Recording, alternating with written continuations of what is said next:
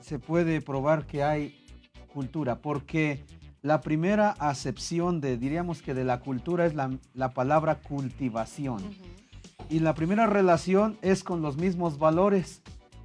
Cuando uno se pone a estudiar la historia de la cultura, la primera relación son los valores, las jerarquías de valores. Pero viene la historia, al menos yo me he puesto a estudiar de 28 siglos de historia, desde de Occidente, desde el siglo octavo antes de Cristo, cuando comienza a haber escuela, entonces comienza a relacionar la cultura con la educación, la cultura con la religión, la cultura con la política, con la ciencia, con la economía. Con Y así, todo. y así vienen haciendo los géneros literarios, por ejemplo, la cultura con la gramática, la cultura con la historia, con la misma filosofía. Y entonces ya viene un concepto ya de la cultura no tanto desde el punto de vista objetivo, con los mismos valores humanos, sino desde el punto de vista subjetivo, cuando ya se puede pensar y definir la propia cultura. Al saber nosotros la historia, aprenderla, lo que nos puedan platicar, nosotros ya tenemos esta cultura. O sea, ya estamos entrando en este tema. Sí, porque nos vamos cultivando. Claro. Sí, esa palabra cultura es un cognado, es decir, una palabra culta de origen grecolatino que ya está incorporada en todas las lenguas modernas del mundo, pero tiene su origen en el latín. La palabra colo, así como se oye con 4 letras, colo, y el infinitivo colere, dio como resultado con la palabra cultum, y una de los significados más antiguos es la cultivación o la palabra cultivar en todos los puntos de vista, en el campo, en la ciudad, en la universidad, en la casa. La gastronomía. Sí, en la gastronomía.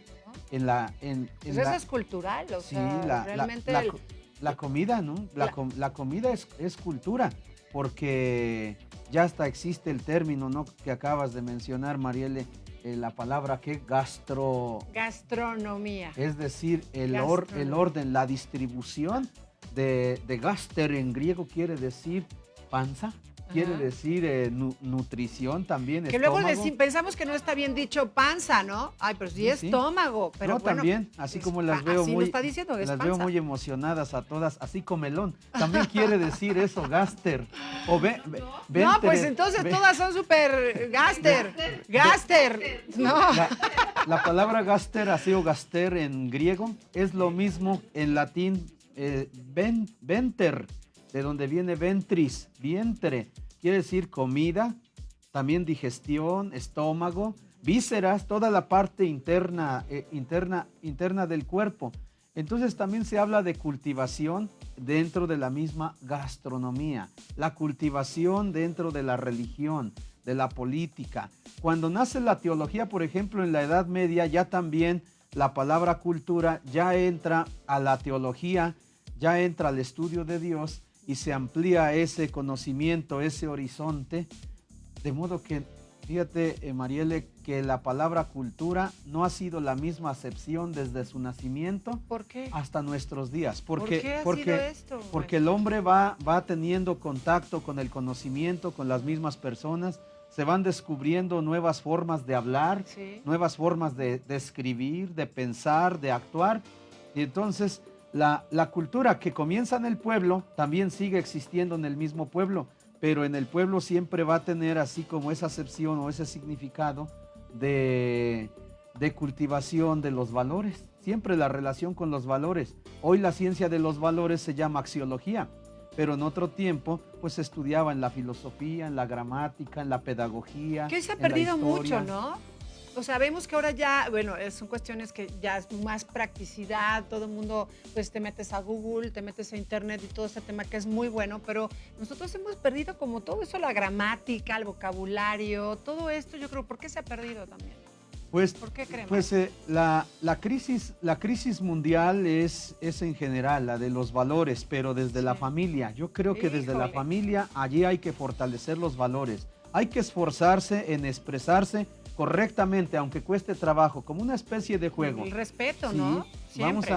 y también que los padres de familia se pongan ahí a leer un libro, a estudiar con sus hijos, en las escuelas. ¿Cómo se ha perdido eso, maestro? porque- De verdad, vamos a algún restaurante o vamos a, no sé, entras a una casa y todo el mundo está con el celular, todo el mundo está viendo a ver quién le puso like, quién le puso en Facebook y si ya tienes más amigos y si la amiga no.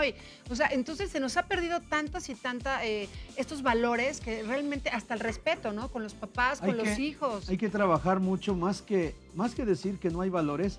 Fíjate, hay un tema que yo he insistido mucho, hay que trabajar mucho en la cultivación de las jerarquías de valores. ¿Cómo le hacemos? De las jerarquías de valores. No hay de otra que el ejemplo. Cuando hubo, fíjate, en la Edad Media hasta hay un pasaje, un testimonio.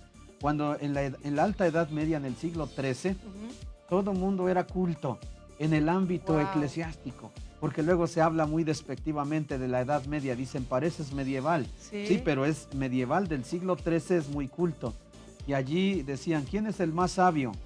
Cuando presentaban 2 o 3 maestros o se encontraban, decían Fray Ejemplo. ¿Vale? ¿Quién es Fray Ejemplo? El ejemplo. El ejemplo, no exactamente. Hay, es decir, porque tengas muchos conocimientos de la ciencia, de la tecnología, de la misma historia, de los géneros literarios, tengas muchos grados académicos, eso no quiere decir que ya eres una persona muy culta. O que tengas educación. Sí, ¿no? De modo que la palabra cultura tiene muchos significados, tiene muchos puntos de vista, porque son muchos puntos de vista del mismo ser humano. O sea que relacionamos ser humano con cultura, con educación y con todos los géneros literarios que se cultivan en la escuela, que se cultivan en la casa y que sobre todo que se cultivan en la universidad. Sí, que no lo dejen nada más que en cuestión de la escuela, ahí es donde se va a encontrar toda la educación, ¿no? Oye, pues hay que se vaya a la escuela y que le eduquen y que aprende, que todo, sino como lo acabo de decir, fomentar además la unión con la familia, la unión también entre ellos en estar platicando, en estar leyendo, en estar, no sé, eso es padrísimo cuando uno llega a algún lugar y puedas platicar de muchas cosas, ¿no? Y eso también es parte de la cultura. Hay un concepto, una sentencia antiquísima, sí, antiquísima, es decir, muy antigua. Mira, esta se oye bonita la palabra. Antiquísima. Antiquísima. No vayan a decir nunca antiguísima, porque eso no está bien, antiquísima. Como luego dicen buenísimo, como la comida está buenísima, entonces hay que decir bonísima. Bonísima. Bonísima. Nos debería también de enseñar así las palabras que luego pensamos que son muy coloquiales y que pensamos que están bien dichas y de repente pues nos equivocamos. Y la que iba a decir que la filosofía era definida así, filosofía es cultura animi. Sí. Mira, aparece la palabra filosofía, la palabra cultura y la palabra ánimo. Es de Marco Tulio Cicerón. Oye, maestro, ¿qué tal las personas que también dicen, está fuertísimo? Sí. No, es fortísimo. Sí, fortísimo. Por favor, hay que, si no sabemos si vamos a decir una palabra o no la vamos a escribir bien, por favor, primero ponga el Google y vea, escríbale y vamos a ver si es así. Los superlativos, ¿no? Los superlativos hay que usarlos correctamente, los comparativos y también los adjetivos en grado positivo. Pues hoy aprendimos mucho más acerca de cultura. Muchísimas gracias, maestro Juvenal Cruz Vega, por haber venido con nosotros y enseñarnos la buena palabra. Vamos al otro lado. Muchas gracias, Mariela. Gracias.